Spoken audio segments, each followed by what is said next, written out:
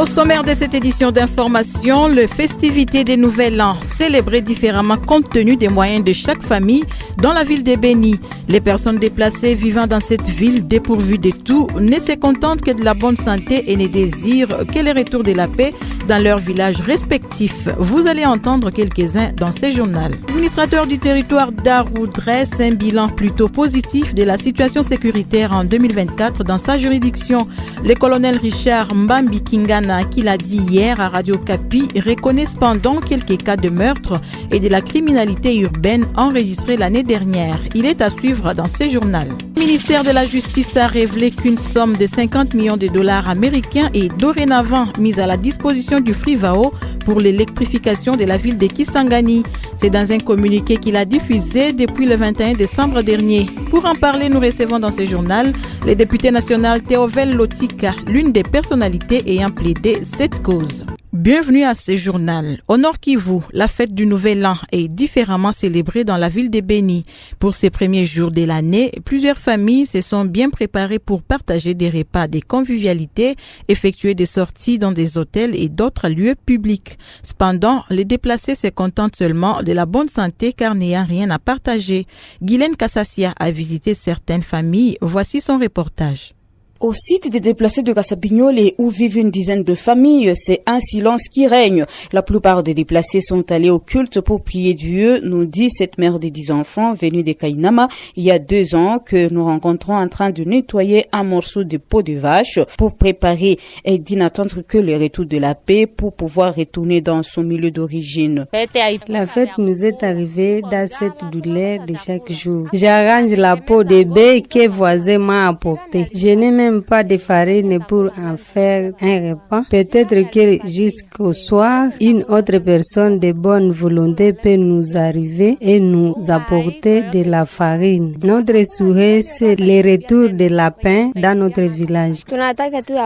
Sa voisine d'une dizaine d'années dit avoir préparé du lait de soja le matin et en a réservé un gobelet à sa grand-mère qui était partie au culte. Ailleurs dans la ville, de nombreuses familles que nous avons visitées étaient à pied d'œuvre pour le préparatif de la fête, les cas de Sifamatoumou. C'est une grande fête parce qu'on vient de finir l'année. Il faut bien manger aujourd'hui. Avec ma famille et les enfants, aujourd'hui, on va terminer ici à manger à la maison. Maintenant, on va partir à Albertine pour continuer seulement la fête. Pendant ces temps, les gérants des bars, buvettes et hôtels s'apprêtent à accueillir leurs clients dans la soirée. Béni, Guylaine Kassassia, Radio Kapi. Du côté du Sud Kivu, la ville de Bukavu est en ébullition festive durant cette période des fêtes de fin d'année. Véhicules et piétons se bousculent sur les principales avenues de la ville. Chacun veut passer le premier, mais les embouteillages leur imposent un moment de patience. Un constat fait sur place par Jean Kassami. L'avenue Patrice Emery Lumumba, principale artère de la ville de Bukavu, est la plus encombrée. Même les piétons manquent de passage, les véhicules envahissent toute la chaussée. Comme à la place dite chez Baba Chingazi, il y a des milliers et des milliers de personnes, une population aussi vaste que celle-ci. Les chauffeurs émiettent les axes de parcours afin de doubler, tripler, quintupler le prix habituel de la course. Ça m'empêche d'arriver à la destination à l'heure prévue. Les embouteillages, c'est un aspect qui affecte négativement mes courses étant donné qu'on reste coincé dedans. Et bien évidemment, la fluctuation des prix des produits de première nécessité. On arrive au marché, on ne sait plus où mettre la tête. C'est vraiment compliqué ces derniers temps. Ça crée beaucoup d'embouteillages parce qu'il y a des marchés qui s'installent un peu partout. Il y a confinement des gens, de même que de véhicules, ce qui n'est pas vraiment en faveur de la population. Les personnes aptes font la marche à pied, au lieu de s'éterniser sur des files d'attente où les passants se jettent à bord des taxis et des taxis-bis comme sur une aubaine. Bukavu, Jean Kassami, Radio Okapi. Restons au Sud Kivu. La bonne année 2025 se célèbre dans un contexte économique particulier dans la ville de Bukavu, si pas dans toute la province. Les prix des produits de première nécessité grimpent en défaveur de la masse laborieuse. Encore une fois, Jean Kassami a promené les micros dans les rues de Bukavu et a recueilli les points de vue que voici. La fête de bonne année 2025 n'est pas très chaleureuse comme il en est d'habitude. Dans la ville de Bukavu, l'on accuse l'absence de circulation de la monnaie. Donc le marché n'est pas très achalandé. Les grands acheteurs sont les fonctionnaires et dès lors qu'ils ne sont pas payés, la monnaie ne circule pas. Et il y a beaucoup de plaintes que la monnaie est dans les mains des gros poissons du pays. La classe moyenne ne se retrouve pas. Auparavant, lorsque l'État donnait de bons salaires, on sentait que toute la ville bouillonnait. Mais aujourd'hui, c'est différent. Les gens ne sont pas contents parce que même dans les boîtes de nuit, dans les nganda, pratiquement il n'y a personne. Il y a les enfants qui demandent à ce qu'ils soient bien vêtus, soient bien nourris. Leur maman voudrait qu'elle soit aussi bien habillée en ce jour de la bonne année, mais ce n'est pas le cas. Vous lisez la misère dans la population. Il y a même des gens qui n'ont pas eu de quoi manger aujourd'hui. Les gens sont en train de mourir à l'hôpital. La journée du 1er janvier 2025, il n'y a pas de véhicules sur la route. Les taxis, les véhicules privés, on en compte au bout des doigts. Mais pour ce qui est de vivre, curieusement, ils sont vendus. Nos habitants profitent de la naïveté de nos autorités. Au lieu de réglementer les prix sur les marchés, nos autorités, elles aussi, se taisent. Et le jeu de mauvaise foi, les petits commerçants, tout comme les grands commerçants, profitent. Festivité des Nouvel An toujours. À Kalemi, le marché Lukuga, situé à côté de la place Kisebwe, a été pris d'assaut par la population. C'est le principal marché de la ville. Chacun voulant se procurer des vivres pour bien passer les Nouvel An. Un reportage de Paulin Munanga qui a fait un tour au marché Lukuga. Nous sommes au niveau du marché Kisebwe. Cette vendeuse de poulets abattus avoue avoir fait une bonne affaire dans la soirée d'hier, la veille du Nouvel An. La journée d'hier, Dieu m'a béni. J'ai réussi à écouler au moins 15 cartons de poulet. Mais aujourd'hui, le 1er janvier, les choses ne marchent pas très bien. Du côté de la viande de bœuf, les affaires marchent tant bien que mal. Je vends la viande, mais le marché n'est pas très florissant. Seuls les vendeurs de poulets ont fait une bonne affaire.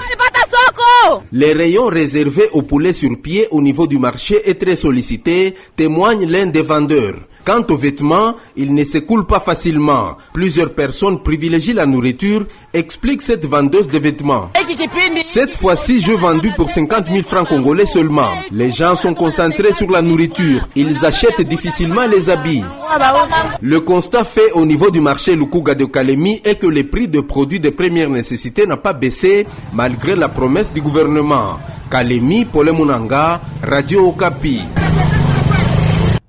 Les déplacés des Kwamout vivant à Bandundu-Ville au Kwilu viennent d'être assistés en vivres par le gouverneur de la province du Mai-Ndombe pour leur permettre de bien festoyer. Nkoso Kevani leur a envoyé notamment des poulets et du riz. C'est le député provincial David Bissaka, président de l'Assemblée provinciale du Mai-Ndombe, accompagné du sénateur Herman Mutima Sakrini, élu des Mai-Ndombe, qui a procédé à la remise de ses biens lundi. Sujet de joie pour ces déplacés qui remercient les gouverneurs. Les points avec Irène Bomaluzolo.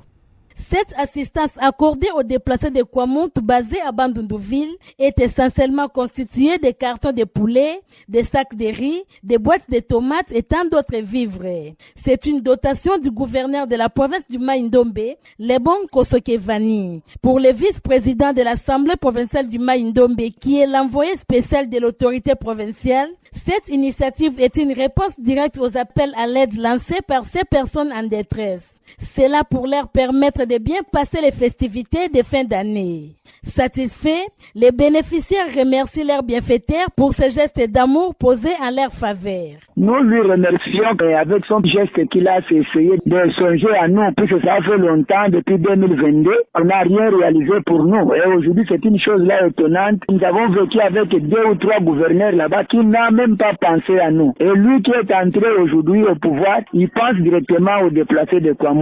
Vraiment, c'est une joie pour nous. Signalons que le député provincial David Bissaka s'est fait accompagner du sénateur Herman Mutima Sakrini pour procéder à la remise de ses biens aux déplacés. Irène Boma, Bandundu-Ville, Radio Okapi. Dans la ville de Mweneditu, province de Lomami, un policier a tiré à bout portant sur 3 Chinois de l'entreprise Crexis. Selon l'auditeur militaire garnison de Mweneditu, colonel Justin Bora Ouzima, l'agent de police a tué sur les coups 2 et blessé grièvement un autre.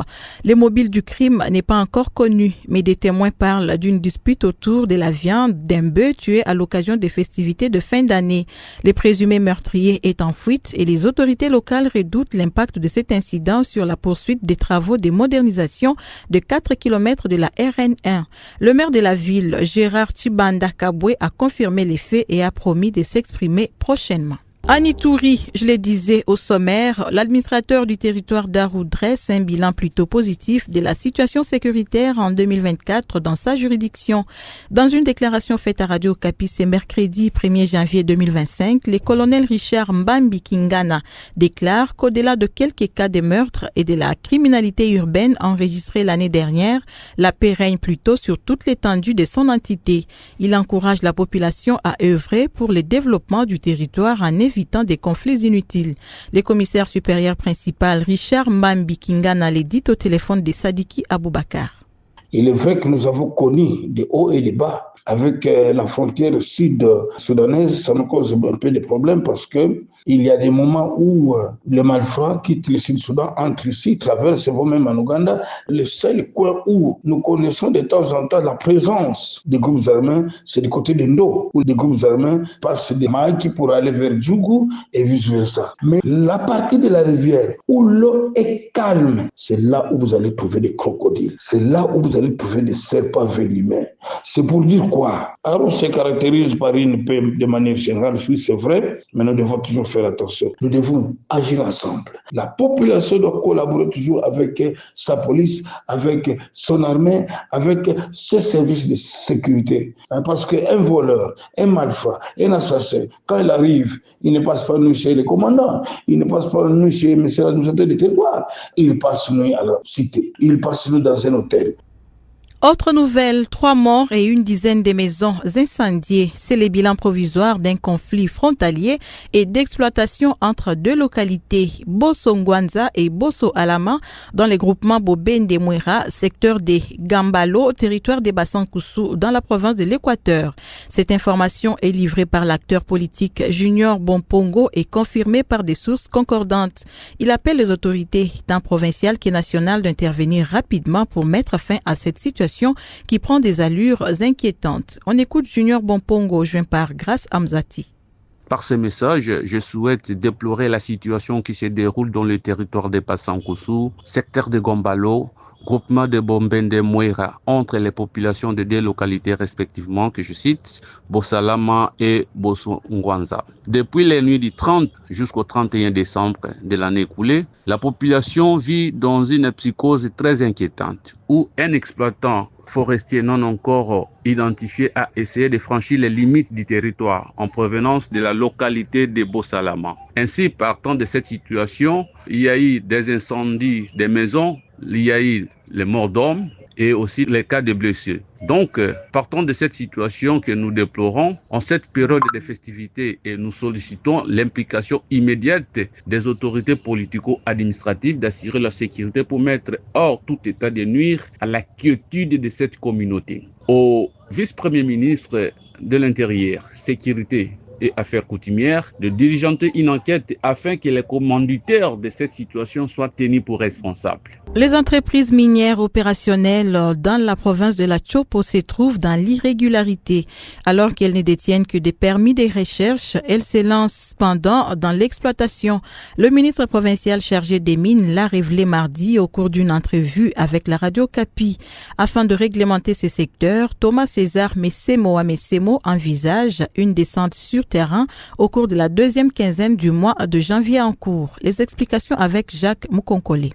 142 entreprises minières sont opérationnelles sur toute l'étendue de la province de la Chopo, révèle le ministre provincial chargé des mines. Thomas César Messemo souligne que toutes ces sociétés tenues par des expatriés, notamment des Chinois, ont signé de partenariats avec des coopératives minières locales. Curieusement, toutes travaillent dans l'irrégularité, hormis la société Libella présente dans les territoires de Bafouassende et Banalia. Ils obtiennent leur permis de recherche au niveau du cadastre minier, on ne les voit pas, on voit dans la cartographie. Ils n'ont ni représentation au niveau de la province et même ne sont pas passés pour venir se présenter. Or, avant toute activité minière, les codes miniers disent que toutes ces entreprises doivent passer pour obtenir les récépissés. Ce récépissé donne droit à la détentrice d'entrer en contact avec les autorités coutumières de l'entité concernée avant de s'installer. Outre le manque de ces documents, on retrouve aussi des militaires dans les zones minières au mépris de la législation en vigueur, a déploré récemment le président de l'Assemblée provinciale de la Chopo, ce qui a poussé l'organe de Libéran de prendre une résolution suspendant les activités minières sur l'ensemble de la province. En vue de réglementer ce secteur, le ministre chargé des Mines annonce pour la deuxième quinzaine du mois de janvier en cours un contrôle systématique de toutes les entreprises opérationnelles dans les différents sites miniers de la Chopo. Jacques Mukonkole, Kisangani, Radio Okapi.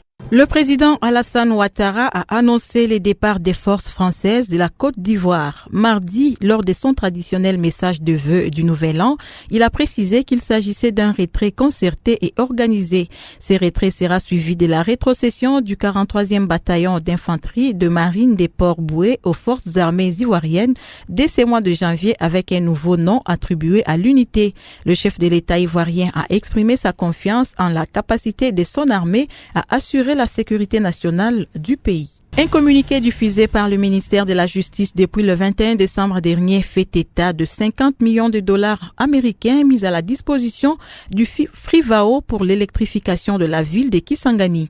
Les communiqués soulignent que cette enveloppe s'inscrit dans le cadre de l'indemnisation collective de la population de cette ville qui en avait fait d'ailleurs la demande. Parmi les personnalités qui ont mené les plaidoyers auprès des autorités nationales, notamment auprès du chef de l'État, figure le député national Théovel Lotika. Il s'entretient à ce sujet avec Jacques Mukonkole. Honorable Théovel Lotika, bonjour. Bonjour. Honorable Théovel Lotika, vous faites partie des personnalités impliquées dans les lobbying auprès du chef de l'État pour que le Frivao octroie une enveloppe à la SNEL pour la réhabilitation de l'électricité à Kisangani. Un communiqué du ministère de la Justice à ces propos circule depuis quelque temps sur les réseaux sociaux. Avez-vous connaissance de ces documents? Si oui, comment réagissez-vous? Merci beaucoup, monsieur le journaliste. C'est vrai, nous avons suivi comme vous aussi ces communiqués du ministère de la Justice. Nous avons lu aussi dans les réseaux sociaux. Ce communiqué disponibilise à la SNEL 50 millions de dollars du fonds Frivao. Si tel est le cas, si c'est réellement un communiqué qui est authentique, nous félicitons le ministre de la Justice pour ce geste, pour nous avoir écoutés, parce que nous avons plaidé pour qu'on mette à la disposition de la SNEL un fonds important pour ne pas réparer les groupes, mais pour acheter les nouvelles machines de la centrale hydroélectrique de la Chopo. Après votre plaidoyer à Kisangani, la réponse s'avérait imminente. On disait même dans les jours ou la semaine qui suivait. Donc, vous n'avez plus fait de suivi après des contacts avec l'autorité suprême? Non, c'est-à-dire que nous avons commencé, comme vous le savez, nous avons commencé par initier une action contre le directeur de la SNEL. C'était mon action. J'avais fait une question adressée au directeur de la SNEL et il a répondu. En répondant, il nous a fait voir que les 9 millions lui donnés avant n'étaient pas suffisants pour réparer ou réhabiliter la centrale hydroélectrique. Alors, il fallait plus que ça. Combien fallait-il alors? En parlant avec le directeur de la SNEL, il nous avait comprendre que, en tout cas, si on avait à peu près 50 millions de dollars, on pouvait avoir du courant dans cette centrale-là. Voilà pourquoi, sachant cela, nous avons plaidé, pas seulement auprès du président de la République, mais auprès du ministère de la Justice qui gère les fonds Frivao. Et voilà ce qui est là. Mais apparemment, en suivant les dernières communications du directeur de la SNEL, même les 50 millions de dollars seraient insuffisants et qu'il fallait le double de cela. Mais il est vrai que en lisant les communiqués émanant du ministère de la Justice, on a décaissé ces fonds-là, ce qui est déjà une très bonne chose. Nous demanderons, si c'est encore insuffisant, au directeur qui nous donne des explications claires et nettes, combien il faut pour que la centrale hydroélectrique de la Chopo puisse être en état et de manière à ce qu'on puisse desservir les courants électriques à la population de la Tchoup. Quoi qu'il en soit, honorable, avec les 50 millions de dollars, on peut déjà entamer les travaux, on peut quand même apporter un soulagement au Boyomé. Il y a eu contradiction dans le propos du DG de la SNEL. Moi, je me rappelle que lorsqu'il nous avait invités à Kisangani, il a parlé de 55 millions de dollars. Mais lorsque nous sommes retournés à Kinshasa et devant une commission, c'était dans une commission où il y avait le ministère de la Justice et le ministère des Ressources hydrauliques, il a évolué en allant un peu, je pense, le double de ce qu'il avait proposé lorsque nous étions à Kisangani. Là, on ne comprend pas. Et voilà pourquoi, lors du débat général du budget 2025, il y en a des non-députés nationaux qui sont intervenus pour qu'ils soient inscrits dans le budget de la République un montant important pour réparer la centrale hydroélectrique, et je pense que c'était demandé par le professeur Matata. Est-ce que vous avez une idée sur l'enveloppe qu'il avait proposée, les chiffres? Non, le professeur Matata avait demandé justement qu'on puisse allouer près de 60 millions de dollars. C'était à cause de l'évolution des propos du DG. Parce qu'avant, il en avait parlé des 50 millions. Nous avons fait des démarches, nous avons convaincu le ministère de la Justice pour qu'on donne 50 millions. Mais après, il dira encore que c'est à peu près de 100 millions de dollars ou 110 millions de dollars. Bon, ça évolue au fur et à mesure que les jours passent. Et ça, ce n'est pas correct. Selon vous, que faudra-t-il faire alors pour mettre un terme à cette polémique sur l'enveloppe allouée à la SNEL pour les travaux de la centrale? Nous voudrions que le directeur de la SNEL puisse communiquer de manière claire. Qu'est-ce qu'il faut pour réhabiliter complètement cette centrale, ou pour construire une nouvelle centrale, ou pour acheter les nouvelles machines de la centrale hydroélectrique? Il faut combien qu'ils nous disent. Nous avons déjà 59 millions de dollars, parce que bien avant, on lui avait doté 9 millions de dollars. C'est vrai qu'ils ont utilisé, je pense, près de 3 millions de dollars. Donc, il peut avoir, la SNEL a pour l'instant 57 millions de dollars venant de Frivao. Honorable Tobel Lotika, merci. Je vous en prie. Et c'est la fin de cette session des nouvelles sur Radio Kapi, mise en onde par Billy Landry Betou, supervision et coordination de Guy Maté et Alain Irong Mouchenge. Je suis Patience Ngalulambombo. Merci de nous avoir suivis.